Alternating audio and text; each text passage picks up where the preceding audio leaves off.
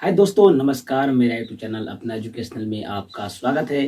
तो आइए दोस्तों, आज फिर देखने वाले हैं ब्लड को टॉपिक, यानी कि जो ब्लड के टॉपिक में बारे में हुआ है, जो रक्त कैसे थक्का जमता है, यानी कि रक्त को थक्का जमने में कौन कौन पदार्थ की आवश्यकता हो, कौन कौन चीज़ों की आवश्यकता होता है, उसके बारे में आज जानेंगे। तो आइए बिना टाइम गवाए करते हैं वीडियो को स्टार्ट। चलिए, इनकी टॉपिक है मेरा कि रक्त का थक्का जमना या बनना। यानी कि अगर किसी को शरीर कट जाता है, कहूँ बड़ी कटा हुआ भाग पर देखते हैं 2-3-4 मिनट बाद क्या होता है कि हमारा खून जम जाता है। तो जमता है किसके कारण, उसी के बारे में पूर्ण रूप से डिटेल हम लोग जानेंगे। तो चलिए बोले कि शरीर के किसी कटे स्थान पर रक्त का जमना रक्त का थक्का कहलाता है। चलिए सुनिएगा, शरीर के किसी कटे स्थान पर रक्त का जमना क्या कहलाता है, रक्त का थक्का जमना कहलाता है। चलिए एक परिभाषा तो बोलो, जो रक्त थक्का जमन को किसे कहते हैं। दूसरा पॉइंट है, बोले कि रक्त के जमने में 2 से 5 मिनट का समय लगता है। अगर किसी स्थान पर मनुष्य को कट जाता है तो कटने के बाद 2 से 5 मिनट के बाद क्या होता है, खून जम जाता है अपने आप। ठीक है, चलिए अगला, रक्त को जमने में प्रक्रिया को कोसोमेक्स कहा जाता है। यानी कि तो जो रक्त जम जाता है और जमने की जो प्रक्रिया होता है उसको हम लोग कहते हैं कोस्केक्स। ठीक है, उसको कोस्केक्स के नाम से जाना जाता है। चलिए, बोले कि कटे हुए स्थान पर रक्त वायु के संपर्क में आता है तो रक्त में उपस्थित फेब्रोपेलेप्टिन में बदल जाता है। चलिए, यानी कि रक्त में एक ब्लड उपस्थित था, जिस ब्लड का नाम था फेम्ब्रोसाइट।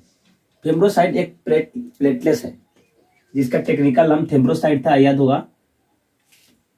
अभी जब वायु के संपर्क में आता है, वायु के संपर्क में आता है तो फेम्ब्रोप्लेप्टिन बना लेता है। यानी कि वायु में संपर्क के आने के साथ क्या बन गया, जो फेम्ब्रोसाइट था वो फेम्ब्रोप्लेप्टिन बन गया वायु में संपर्क के आने के साथ। ठीक है, चलिए आपका गया 5वां पॉइंट, यानी कि ब्लड में क्या था, प्लेटलेट, जिसका टेक्निकल नाम क्या था, थेम्ब्रोसाइट। और थेम्ब्रोसाइट जो वायु की उपस्थिति में, यानी कि वायु के संपर्क में आने के साथ क्या बना लिया, थेम्ब्रोप्लेप्टिन बना लिया। ठीक है, चलिए बोले कि थेम्ब्रोप्लेप्टिन प्लस कैल्शियम और हो गया प्रोथोमिनिन, यानी कि उसको जब मिलता है तो क्या बना लेता है, थेम्ब्रिन। यानी कि क्या बना लेगा, थेम्ब्रिक बना लेगा। चलिए अब क्या बोल, थेम्ब्रिन और प्लस फाइब्रोजिन, यानी कि फाइब्रोजिन एक प्रोटीन है, जो फाइब्रोजिन प्रोटीन है जो हमारे यकृत से स्रावित होता है। ये हमारा यकृत से स्रावित होता है। ठीक है, नहीं, यानी कि थेम्ब्रोबिन और फाइब्रोबिन मिल करके फाइब्रिन बना लेता है। यानी कि मिलकर किसका निर्माण करता है, तो फाइब्रिन का निर्माण करता है। चलिए, अब जो फाइब्रिन होता है, 7वां पॉइंट है आपका, जो फाइब्रिन होता है एक जालीनुमा संरचना होता है। क्या होता है, जालीनुमा संरचना होता है और प्लस उनमें रुधानु होता है। यानी कि कुछ रक्त के कण होते हैं और जालीनुमा होता है, इस तरह से होता है जालीनुमा संरचना, इस तरह से इसका जालीनुमा संरचना होता है। अगर कटे हुए स्थान पर क्या होता है, जब खून बहने लगता है तो यही काम होता है, फाइब्रिन उस कटे हुए स्थान पर आ जाकर के रोक देता है। यानी कि जो भी ब्लीडिंग बनने रहता है उसको रोक देता है। यानी कि मेन जो खून बने और रुकने के बाद क्या होता है, धीरे धीरे खून अपने आप जमने लगता है। यानी कि जो खून को जमाने में जो महत्वपूर्ण भूमिका निभाता है वो आपका फाइब्रिन होता है। ठीक है, और फाइब्रिन में क्या होता है, आरबीसी, डब्ल्यूबीसी, प्लेटलेट्स। यानी कि यही जो लोग होते हैं जो रक्त को थक्का जमाने में मदद करते हैं। यानी कि मेन होता है जो प्लेटलेट्स क्या होता है हमारे शरीर में, वही खून को थक्का जमाने में मदद करता है। यानी कि जो आरबीसी और डब्ल्यूसी बचता है, जो बहेगा, इसका क्या होता है, यानी कि जब खून जब जम जाता है तो जमने के बाद क्या होता है, एक लाल तरह से फफोरा पड़ जाता है। वही जो मरने के बाद क्या रहता है, डब्ल्यूबीसी और आरबीसी रहता है। ठीक है, चलिए यानी कि कुछ पॉइंट था इससे डाला कि उसमें जो खून को रक्त को जमाने में कौन कौन चीज की आवश्यकता पड़ा था, कौन कौन वस्तुएं यानी कौन कौन पदार्थ की आवश्यकता हुआ था, उसके बारे में देखेंगे। चलिए, पूरा कि रक्त को जमने में पदार्थ का उपयोग, यानी कि जब रक्त जमा है तो कोई से न कोई सा पदार्थ का उपयोग हुआ होगा, ठीक है, तो वही पदार्थ होने वाला है। चलिए, यानी कि हम लोग जान चुके हैं कि जो रक्त को जमने में जो महत्वपूर्ण भूमिका निभाता है वो विटामिन के होता है, लेकिन अभी तक हमने देखा कि खून को काट कर से लेकर के खून को जमा दिया, लेकिन फिर भी अभी तक विटामिन के का नाम नहीं आया है। तो चलिए, यानी कि विटामिन के क्या करता है इसमें, विटामिन के का क्या काम है। विटामिन के काम यह होता है कि जो भी एक क्रिया होता है उसको जल्दी जल्दी करवाता है, यानी कि जब कोई काम होता है उसमें एनर्जी की आवश्यकता होती है, जो विटामिन के उसको एनर्जी देता है। यानी कि जब विटामिन के जब खत्म हो जाएगा तो उसको एनर्जी नहीं मिलेगा, और जब एनर्जी नहीं मिलेगा तो क्या होगा कि खून नहीं जम पाएगा, ठीक है। चलिए, दूसरा है रुधिराणु, यानी कि रक्त को जमाने में किसका महत्वपूर्ण था, तो थ्रोम्बोसाइट यानी कि प्लेटलेट्स, और जिसके शरीर में प्लेटलेट्स की मात्रा कम जाएगा उसमें भी खून नहीं जम पाएगा, ठीक है। चलिए, अब होता है कि एक धातु का भी इस्तेमाल होता है, जब खून जमता है तो एक धातु का भी इस्तेमाल होता है, धातु इसको तत्व भी बोलते हैं, जो होता है आपको कैल्शियम, कैल्शियम भी होता है, और कैल्शियम के अनुपस्थित होने के कारण जो होता है वो निषेचन नहीं भी होता है, ठीक है, याद रखना। चलिए, और एक है प्रोटीन, यानी कि प्रोटीन कौन सा था, पहले ही बताए थे कि हमारा जो प्रोटीन था फाइब्रिनोजेन ये यकृत से स्रावित हुआ था, ठीक है, यानी कि कुछ रक्त को जमने में प्रोटीन की आवश्यकता पड़ती है। अगर प्रोटीन का काम होता है जो चिपचिपा बनाना, यानी कि उसको गढ़ा बना करके चिपक जाना, अगर फाइब्रिन को इसके पास चिपचिपा प्रोटीन ना रहेगा तो चिपकेगा ही नहीं। इसके वजह से क्या था कि फाइब्रिन में प्रोटीन की भी मात्रा चाहिए जो आसानी से चिपक जाए, यानी कि प्रोटीन जाते जो फाइब्रिन और प्रोथ्रीबिन था, जो फाइब्रिन में एक जाली नुमा संरचना को बनाए रखा था, ठीक है। चलिए, बोला कि एक और एक्स्ट्रा पॉइंट है, बोला कि रक्त का थक्का ना जमना बीमारी है, यानी कि किसी मनुष्य के कटने के बाद उसका रक्त नहीं जमता है तो एक बीमारी होता है, ठीक है, और ये बीमारी है जो इंग्लैंड की महारानी इलिबेला से शुरू हुआ था, यानी कि जो रक्त का थक्का ना जमने वाला जो बीमारी था इंग्लैंड की महारानी से शुरू हुआ था, और ये जो रोग था एक जेनेटिकली रोग था, ठीक है।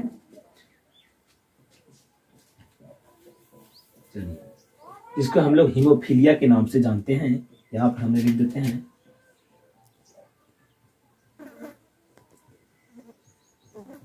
हीमोफीलिया।